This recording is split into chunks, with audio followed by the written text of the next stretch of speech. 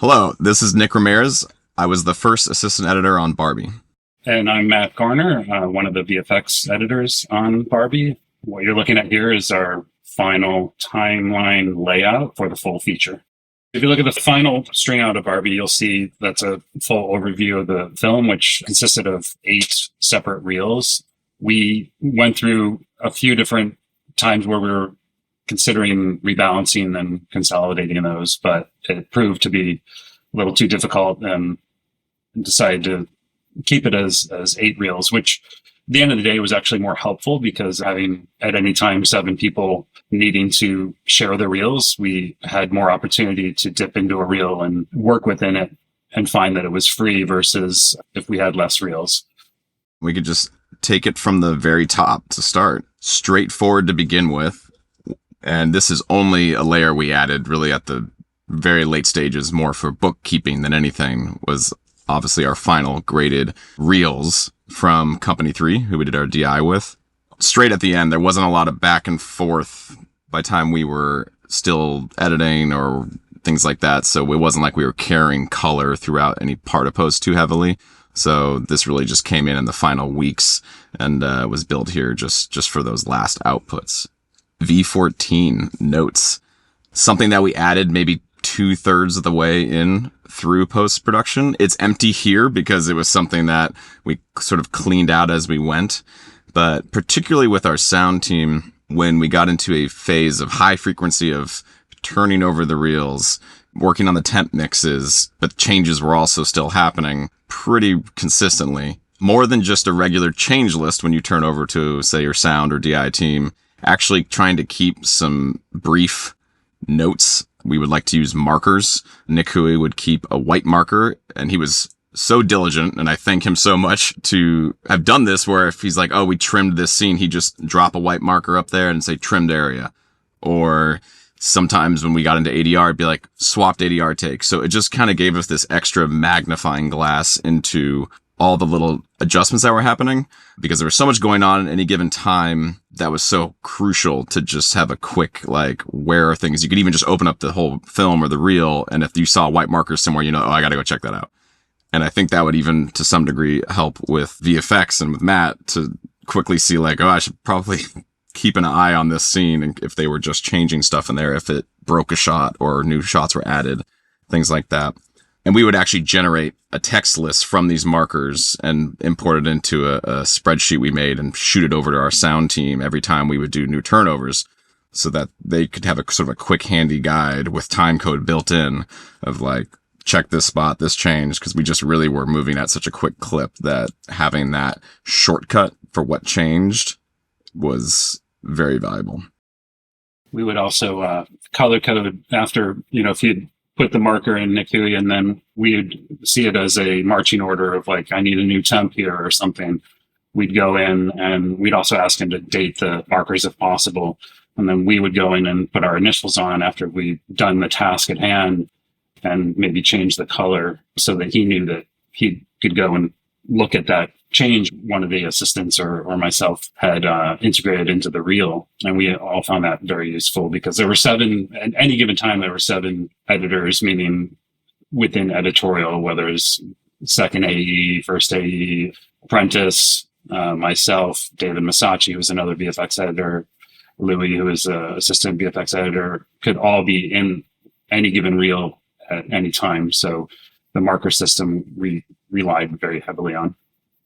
When we did decide to add this, we purposely put it on a high track so it was very visible.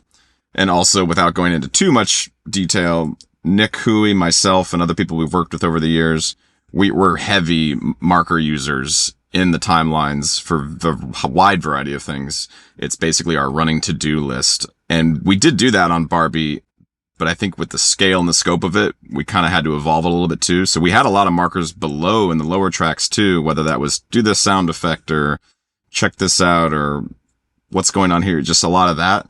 So this higher layer just sort of separated out, like, here's the things that are changing. It was sort of like the top priority notes, particularly in the finishing months, to help everyone track that.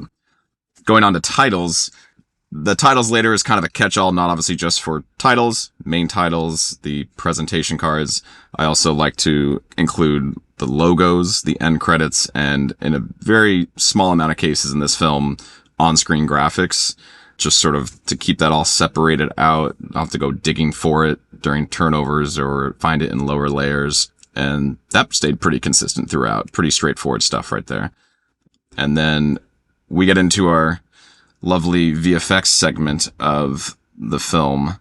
And this definitely evolved throughout the process. I would say at least 2 to 3 times. We had to sort of be nimble and expand, contract, rename, adapt as was needed for Nick and Greta's needs and what they wanted to have handy or needed to be visible while they worked, but keeping it in a coherent fashion because the shots were always changing at different stages. But also for our VFX supervisor, Glenn Pratt, I know, and Matt could speak more to that, of having the availability of every shot that he needed to be able to quickly review or talk through things. And it was a lot to kind of carry in an active timeline, but I think we figured out a mostly pretty solid system as things went on. Very early on, we discovered that Greta, there was a lot of blue screen in the movie, and she had not really worked on heavy VFX film before. So I think it was something that we were challenged with, trying to get rid of as much of the blue as possible, as quickly as possible during the early edits, so that they could actually watch a scene back and not be distracted by that or have that interfere with their viewing. So we had a deadline pretty much at the end of the director's cut to have the film completely filled out with temps. A lot of those temps we did within Avid or After Effects. But throughout that process, we had to assign a shot number and try to understand what was part of the VFX shot and what needed to be turned over. What that entailed was whenever a shot was identified as a VFX shot, we would subclip out that shot and usually add the amount of handles that we intended to turn over to our vendors and assign the shot name to that subclip. And we kept those muted on the above track. We would also add plates, whether it was the main subclip would be the plate 1, but then we'd also have additional elements that were part of that shot, and we would collapse those into that same track and have those always available. We would put a marker on there. The blue marker just indicated the shot code that we assigned to it, as well as the work that needed to be done. We didn't go into too many details that would fill out later in our FileMaker database. But we kept that muted because it was something that we had talked with Nick Houy about. I mean, if he had done any complicated work to split screen or add a color effect or something below in the video tracks, we wouldn't have to then redo the same thing on that track. The VFX tracker track would follow the edit as he was editing, and we could typically see if a trim or extension was made. We would color code those clips. They're muted now, as you can see, but we would have them turn yellow once they've been officially turned over to our vendor. So if Nick Houy did unmute that track, he could see if that shot was in progress, and that could be useful if we were trying to determine if an extension or trim had been made, and he would know that, okay, well, we should probably alert someone that is in fact needing a repull, and we'd have to send that clip again to the vendor as a version 2 with the extension. So that track was probably what we spent the most amount of time managing and reconciling and conforming to any changes that were occurring. We didn't ask Nick Houy or any of the other AEs to really do anything in that. In fact, we said, just sort of ignore it and we'll manage that. If you move down the track, we had VFX rough, and that was cases where we'd have shots that came in that weren't quite up to par to be screened, whether it was like internal screenings or test screenings or anything like that. So we would have those muted while they were editing, because sometimes they would throw off Greta or Nick Houy because they were in their sort of early stages when we may have had a temp that was in fact better, but the temp wouldn't represent what they were going to be seeing at the end of the day, whether it was something in the background, the way the houses were laid out. And we needed to keep the rough stuff there as a constant reminder to them, like, this is really what the world is going to look like. We don't want you to look at our temp and think that's where we're headed. And we didn't want to have any temp love happening there. So the active tracks consisted of pretty much anything that came in from our vendors. And we had 3 tracks that were active towards the end of the show. That could be a place where we had multiple iterations on top. And in some cases, we did have options that would, say, okay, here's one with more of this in the background or less of that. So those active tracks were only meant for vendor submitted shots. Anything that was of a temp quality from After Effects or within Avid temps, they were stored in the lower video tracks. And again, that was part of our process of tracking what shots had come in and knowing that everything in this upper area was officially done by a vendor and can be counted on as sort of the direction in which we were headed. Also, just out on the VFX Active, there was definitely times, Matt, where we would have a submitted vendor shot, usually most frequently because the edit changed and maybe it needed to be extended, but we didn't have it the length yet. Usually yourself or sometimes one of the assists would do a temp visual effect using our vendor submitted shot. So we're working, it kind of would you'd cross wires there a bit. You'd be doing an editorial temp, but with a vendor shot. And so having those multiple tracks was kind of necessary for a long time. It looks nice and clean now, but we really needed that breathing room for quite a few months because while shots were very much in flux and not yet final, we would have temps on temps basically and need that extra room. Otherwise it would have been nice to just try and keep like one active track. But, this all looks so nice and clean now because it was the end of the process. But trust me, this empty space was all very much needed at various points throughout the film. So for turned over, kind of as I referenced earlier, I think for films of this size, maybe we had a slightly shorter DI phase in the calendar than others. So when we were heading into the DI turnovers and working with Company 3, we still had a healthy amount of visual effects in flux, I would say, or just not yet finalized. So it wasn't like, oh, we're down to 10 shots, let's start turning over. It was lots of motion still happening. And within our timeline and this sort of dance that needed to happen between visual effects and editorial and Company 3, we really were thinking on it to just be, how can we know what's been sent to Company 3 pretty much at any given time, because it was a fast-paced DI phase, and we knew we were heading for a finishing couple of months where, every day for a stretch there, Matt, you were probably getting dozens of new shots.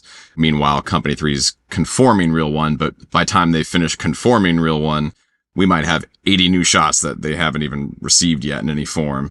So having this turned over track basically became if it lives in this track, Company 3 has it. We know it. They have the EDL for it. They have the scans from the vendor for it. They can and will build it into their reel. If it is not on that turned over track, aka if it's living in the active tracks, that means it only exists here in editorial. And so between a lot of communication between Matt and myself, the coloring system, and basically for the last month, I would do near daily VFX updates to Company 3. Go through the reels. If there was a green final shot in active 3 or 2 or 1, I knew that, okay, it's been finaled. It needs to go. So I would pull all that out of the reels, make some turnover EDLs that would go to Company 3.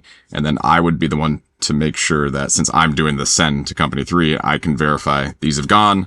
I would move them down to the turned over track. Kind of like the notes thing.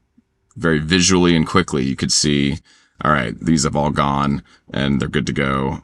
And if things pop up on the active tracks tomorrow, once we know it's time to pull the trigger, they'll get moved down to the turned over track. In the finishing months, that was definitely an intensive phase, but that ended up working out quite well, I think.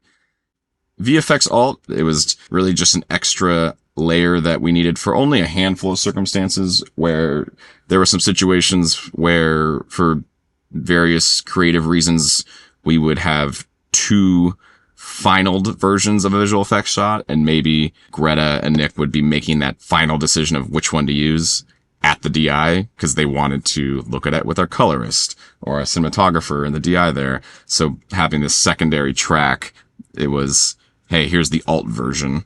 Additionally, several shots needed textless versions. There was shots that had text involved that for international distribution needed to also be delivered as final with no text for other markets and things like that. And so having this track was like, okay, here's the other version that is textless, and Matt would put a marker on there to signify what the alt is, why it's there, and I would respond in that marker when it was turned over.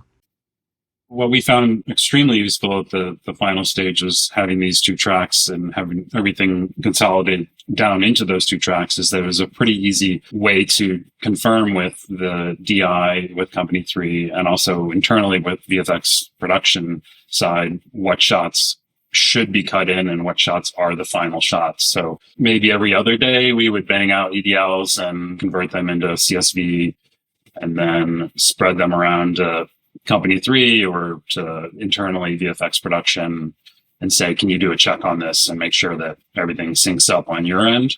And that was extremely helpful and useful, again, with knowing that we were running on such a tight clip and needed to make sure that nothing was falling through the cracks. So having everything just down to that one main track and the one alt versus all the other active tracks and the tracker and things like that, we found that to be the best way possible to confirm what should be in the edit.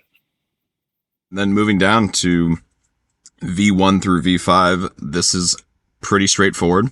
It's the dailies and early temps and all the basic things you would, when you really start from the get-go. And I would clean up as we would go, particularly towards the end, but I did like to hold on to old early temps down in the lower tracks if they, weren't taking up too much space or things like that. Even though they've been superseded by the VFX finals or the VFX work in progress, it always was very handy to keep the sort of original rough temp or plate down below there. And, I don't think there's too much else. Like I said before, there's lots of markers that would live in here. Nick Houy and the rest of our editorial team would communicate back and forth with various markers on the clips throughout the time. We also would use a bin sharing system. About halfway through post, we started to maybe go more into the bin sharing. We had a system at the top of our project where we would, set up work and requests and things to do. We had all of our ADR tracker markers in these tracks, all color coded and labeled differently. Otherwise, pretty straightforward. Maybe one thing worth shouting out if you wanted to include it is if you go towards the end of the film, most of our scenes were pretty straightforward in terms of crazy layers or whatever. We do have the human montage, we called it, at the end here, where it does get a little taller here in V1 through V5. And even this isn't fully representative of how dense it really was. Those sort of steel blue tracks down there on V2 were mix downs that we needed to make for some base visual layers of the human montage. This is the sequence entirely made out of home videos from the cast and crew. A ton of different types of media, different aspect ratios. And as we were figuring this out for weeks and weeks and weeks, we just had, I think at one point it was, easily 15 tracks deep and tall and quite a handful to manage. And this is the most simplified version we could get it to before we started turning it over more properly to both Company 3 and our VFX vendor that helped get it over the finish line. So that was one of our denser areas that we had to kind of navigate towards the end of the film. Yeah, and I'd say as far as, there's maybe 2,000 shots in the movie and a good 1,400, 1,500 were VFX shots. So 3/4 of the film were processed through VFX. And to shed a little bit of light on the overall process, we actually had to turn over those shots at least twice because we did a entire turnover for what was called our post-viz version of the movie. So we had our main vendor, Frame Store, do sort of a quick pass on it that would be up to snuff for screening purposes. And that still took some time and we still had to officially turn it over. We wouldn't turn it over with our full spec, but we would still turn it over and get something back. And those had different shot numbers than our final VFX shots. So if you look at our database is a good 2, 3, almost 4 times the size of what the end final shot count was because we actually had to turn those over multiple times. It did create some confusion because the shot numbers did have a different code on them if they were posted versus final. And sometimes in those active tracks, we had 2 shots that represented the same shot but had a different number on them. Again, I think only the VFX side was interrupted and confused by this at times, but it was still something that we had to manage. Luckily, there were a couple reels 3 and 4 that did not have nearly as many VFX shots, mainly because that's the portion of the movie that took place in the real world in LA. So a lot of those shots, even though there were quite a bit in there were still VFX shots, like the car chase scene, for example. We didn't have to deal with any blue screen there or create the Barbie world in the background. So we always would rush to those reels to conform them because we could do those a lot quicker than the other reels. Moving down to audio, starting off A1 through A6, dialogue. There used to be more tracks dedicated to dialogue here, but again, kind of like our visual effects system, we would sort of adapt as needed. And there was, a handful of times in the last, I'd say 6 months of posts where, based on the needs, as we moved deeper into the sound mix and we had more stuff coming from our sound team, I would reassign tracks as needed. So we wound up with 6 dialogue tracks. Obviously, that's our dialogue stem from the sound team up top there. And I liked to hold on to our original dailies dialogue, which is all muted there, dialogue 2 through 6, because we were carrying stems from our sound team as far back as, I think, December of 2022. So we really had a solid 5+ months where we're carrying stems from sound, but the edit was changing to a high degree in December, January, February. So those stems would get cut up really quickly. So Nick Houy needed the ability to just unmute and get back to that original dialogue track from the dailies, because then we would do a lot of patching up where you're going from the stem to the original dailies. So that was the main reason why I wanted to hold on to those now muted dialogue clips. As you see next, we have 5 tracks dedicated to ADR because we had a lot of ADR in this film. Nick and Greta love to turn over every stone. It's a huge part of the relentless commitment they have to just making the best version of the movie, and ADR is a big part of that. So we needed the space here to prep, cut in, select the best takes of ADR. Sometimes there was 2 or 3 versions with varying readings of lines if it wasn't sunk to picture. With the amount of characters in this film and the amount of ADR ideas that were tried out, we did more ADR in this film than I've ever encountered. And out of all the ADR work we did, probably 10 to 20% of it's actually in the film, but the process behind that of going through all those takes, prepping them in conjunction with our sound assists, and selecting them was a huge task. So we needed to make sure we had room to really carry those. Earlier on in the film, before we were doing any ADR, these tracks were actually, a few of them were additional dialogue tracks, and a few of them were additional mono effects tracks, which I'll move on to next. Nick Houy, myself, and the rest of the assist team are no stranger to heavy temp sound work. Nick loves to just get in there early and fast, as early as the assembly stage, to start building in some backgrounds, some hard effects, bringing those parts of the film a little more to life. So temp sound is always a big thing. So I like to keep both mono effects tracks as well as stereo effects tracks, as you can see here in the finishing stages, because for so many months we were getting effects tracks from our sound team. I started to clean out and remove a lot of those mono effects just to keep our reels a little lighter. So they're mostly empty and clean here and now, but we're definitely much busier early on in the process. MRVB is the shorthand for mono reverb, and SRVB, A15 and A16 here, stereo reverb. This is something that I first experimented myself with on an independent movie I was cutting. Although the deverb effect in Avid is great and very pliable, and you can slap it onto a clip and get some great sounding stuff out of it, I personally found an advantage to just having a whole track where I just put on sort of a general deverb effect, where all I needed to do was just move a clip into the track and I'd immediately have deverb on it in real time. That also I found would give me a nicer or longer ring out without, even if the clip ends. If you have deverb on a clip, unless there's some trick out there that no one's told me yet, if that clip ends, the deverb ends. So, but if you do it on a track, that clip ends, that verb continues nice and long and sweet. And whether it's like a certain kind of footstep that just needs a little bit of zhuzh on it, or the echoey conference room with Will Ferrell and the CEOs. It was helpful just to have a track, whether it was mono clip or a stereo clip, to just, you know what, we need a little reverb for some temp echo here. Usually it'd be like, you keep the dialogue track. If you're doing dialogue, you'd have the dialogue up in the upper tracks, and you would dupe the clip and put it down in the mono. And if you needed it to be really echoey, you make that clip loud. If you make it just a little echoey, you bring it down. So those are just sort of like on the fly, quick reverb effects abilities that I've found very useful in the last couple of projects. And that also meant that when turning over to sound, or also to our music team, just had to make sure that they knew exactly what this track was, and to make sure that's well communicated, and also stressing to them to, like, unless Nick and Greta are married to the way it sounded, it's like, yeah, we put some reverb here, but you guys don't need to make it sound just like this. Go do your reverb, because we know you're going to make it way better in the mix for real. So it was sort of just like a guideline for them. So that's what 15 and 16 are, is these reverb tracks. And then moving down to 17 through 22 is all dedicated to stereo effects. As you can see here, the lighter yellow was our hard effects and Foley stems from the sound team, and the darker yellow is background, ambience, things like that.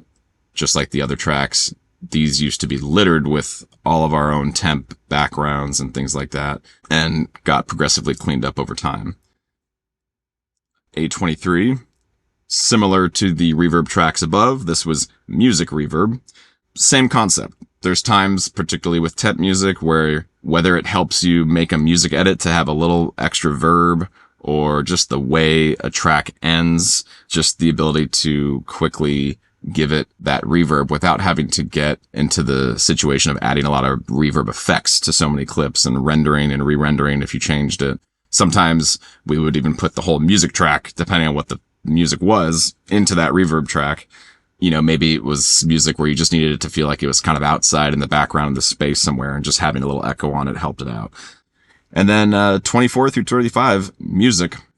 There was definitely, with all of the music in this film, and some amazing work coming from our composers, Mark Ronson and Andrew Wyatt, they would give us stems. And early on in the process, particularly I think the I'm Just Ken beach battle sequence was a good example, where it's not here in the final tracks, but I think at one point we were carrying 12, maybe more, stems for that track and experimenting with it, playing with it. So these tracks were well used at various points, because keeping the stems nearby for certain cues was very helpful, just to understand the cues a little better, which of course more detailed work would be done with Mark and Andrew, or Susanna Perrick and Mick Gormley, our music editors. They would obviously do their work in Pro Tools, but we would definitely keep some heavy music work in the Avid side too as well.